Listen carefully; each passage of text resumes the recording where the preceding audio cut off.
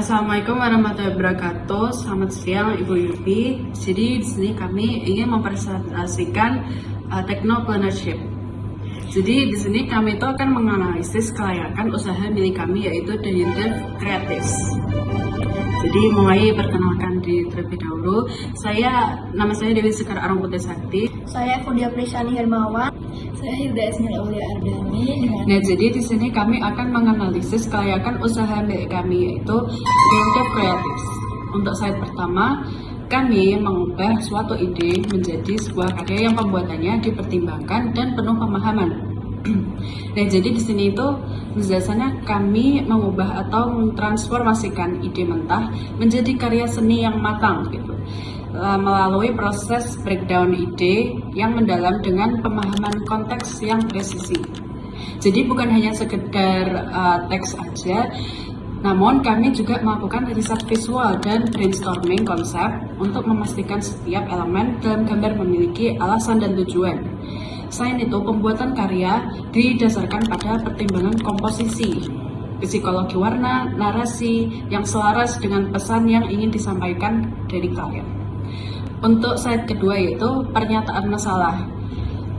Masalahnya yaitu customer yang tidak bisa memvisualisasikan ide mereka ke dalam bentuk yang nyata dengan gaya artistik tertentu yang mereka inginkan. Lalu dampaknya yaitu customer kesulitan untuk memenuhi kebutuhannya untuk menikmati karya seni yang dibuat dengan gaya artistik tertentu.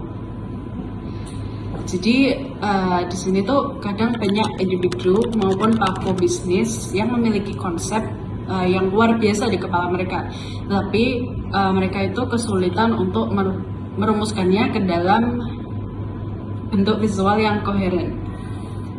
Lalu untuk yang kedua itu ketidakcocokan gaya artistik gitu. Jadi customer itu sering kali menginginkan estetika yang spesifik, misalnya kayak style cyberpunk, oil painting, terus atau karya seni vektor gitu. Namun mereka itu tidak memiliki akses atau keterampilan untuk mengeksekusi gaya tersebut secara akurat. Lalu yang ketiga yaitu kurangnya pemahaman teknis. Nah, tanpa dasar anatomi, komposisi, dan teori warna, ide yang bagus itu seringkali terlihat mentah gitu atau tidak proporsional jika dikerjakan tanpa bantuan dari orang yang profesional dalam jasa ini. Nah, untuk data pendukungnya, klien itu tidak memiliki keterampilan tetapi memiliki kebutuhan yang harus dipenuhi, jadi akhirnya seniman itu menjadi solusi. Lalu kita itu bekerjanya itu di area seni, di industri kreatif, dan bidangnya yang kita pakai itu sebuah media sosial seperti TikTok dan Instagram. Lalu untuk slide ketiga yaitu analisis masalah. Stakeholders yang terpengaruh. Untuk stakeholders yang terpengaruh itu seperti customer individual, customer bisnis, lalu atau customer kelompok atau organisasi, serta produsen jasa seni itu sendiri gitu. Lalu yang kedua itu dampak bagi stakeholders. Masalah customer yang kesulitan memvisualisasikan ide ke dalam bentuk yang nyata, yang memiliki nilai visual, estetika, dan gaya artistik yang tidak bisa mereka hasilkan sendiri, sehingga kebutuhan mereka yang menginginkan seni dengan gaya artistik tertentu itu tidak dapat terpenuhi dengan maksimal gitu. Lalu penyebab dari masalahnya yaitu karena kebutuhan dasar manusia yang selalu ingin membeli sesuatu yang memiliki value atau nilai estetika untuk memenuhi kebutuhannya mereka, dan terkadang customer itu tidak memiliki abilitas untuk mewujudkan ide visual mereka itu ke dalam bentuk yang nyata yang mereka inginkan dengan gaya seni tertentu. Lalu untuk hubungan anggota atau kelompok sebagai mahasiswa di kafe, seni merupakan ekspresi jiwa dari yang tidak bisa digantikan oleh mesin seperti AI. Orang-orang itu harus sadar bahwa karya seni itu yang dibuat oleh manusia itu lebih bermakna dan lebih memiliki value. Jadi di mana seni itu dihasilkan melalui suatu proses yang panjang, skill yang memadai serta kesabaran. Lalu melalui seni orang-orang itu juga bisa saling terkoneksi dari satuan sama lainnya. Kemudian sebagai pengelompokan segmentasi konsumen yaitu dengan Kelompok utama berisi seorang dewasa muda berumur 18-25 tahun dan kelompok sekunder sebagai klien luar yang tertarik dengan gaya ataupun solusi yang kami selesaikan.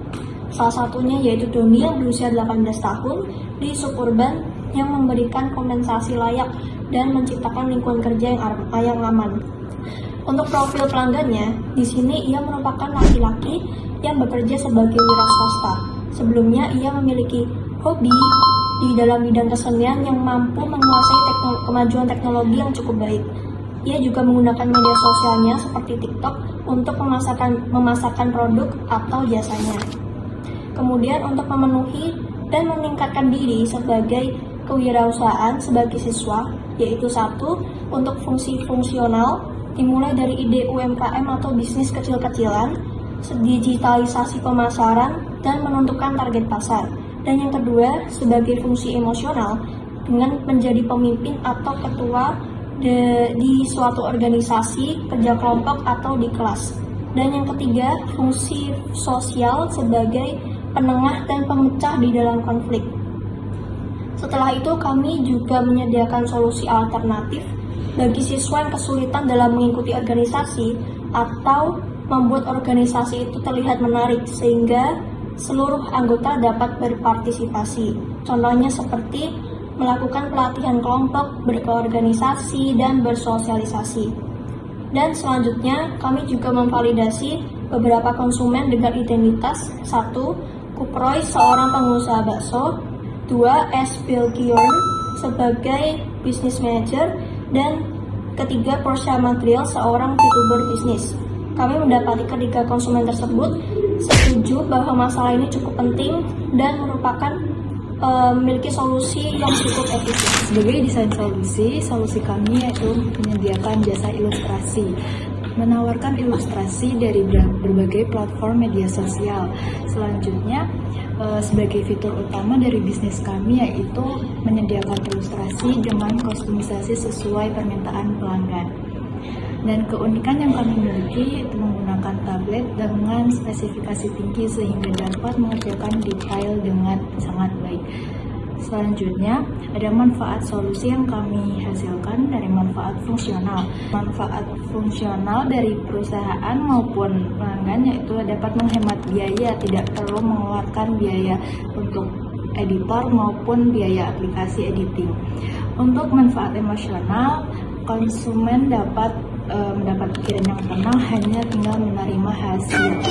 Selanjutnya, untuk manfaat sosial yang diterima yaitu menerima hasil ilustrasi yang unik, menarik, dan tentunya sesuai tepat waktu. Selanjutnya, untuk manfaat masyarakat yaitu dapat menekan biaya produksi bagi perusahaan, yang artinya bisa menghasilkan keuntungan yang lebih besar. Pesaing, kami memiliki pesaing secara langsung maupun tidak langsung. Pesaing langsung, tidak langsung itu terdapat di Indonesia maupun secara global. Yang pesaing langsung di Indonesia contohnya ada VF_art28 dan berbagai seniman lainnya. Secara global, pesaing kami ada Vivord atau Vigen dan lainnya. Dari tabel analisis makro, kemajuan teknologi dan pemanfaatan media sosial menjadi peluang utama dalam kemajuan bisnis kami.